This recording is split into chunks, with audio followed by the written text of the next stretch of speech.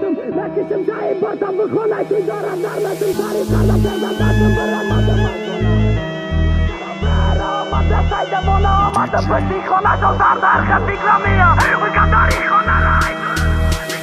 دست پای لرزان درامم ای درد اخترک دستم میخوا ای سرش روی زانوی مادر موهای سری درازش بیرون ای سطر سرش خونه پری خون دستش در دستی خواهرش لزوهای شکستگی دستای بریده چاک چاک توی دن رازی شیده رفتن در زری خاک ما هیچ وقت باور نکردم خیال کردم که دیگره یک طرف کن موی سرشه شماش طرفی دره انتظاری کسی بود با اومده نگاهش رنگ زرد شیده شناختم ای چشمای سیاهش زفر دامده جاد خیست جانم باشم فیدایت نامردی نکن نره ما صدقه چشمایت ما آمدم نام خزیای ما خفه شیده چی با اوچت گریه داره خواهر دست قپیده با همو شوخی یا تکدی با بریدی دستاتا ما ای خانه برایت آمدم پیاده اشیای نه یک مکتوبه ده یک ورقی کلانه با دیلی رش گرفتمش در دستام ای طرفش با چشمی گریان وقتی که یک قدم ماندم در زمین بزانو زدم اوش کدم خواندم سلام کجایی چی خبرم شدی مرا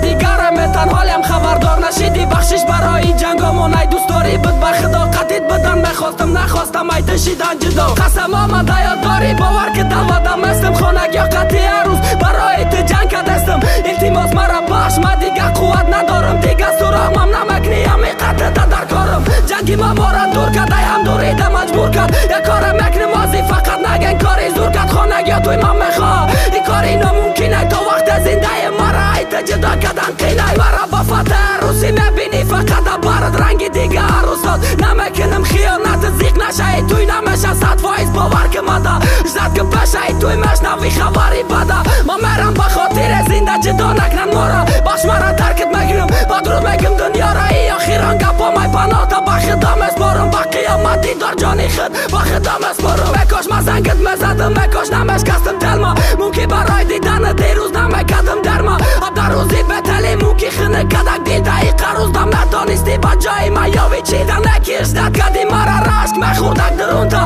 با صبری خدمه کشتی ارزوهای درون تا نکی چی ایلان جانی ما کاری نخواستی مشید زفر با جای فتح تنی پری خونده دید جدید رکرد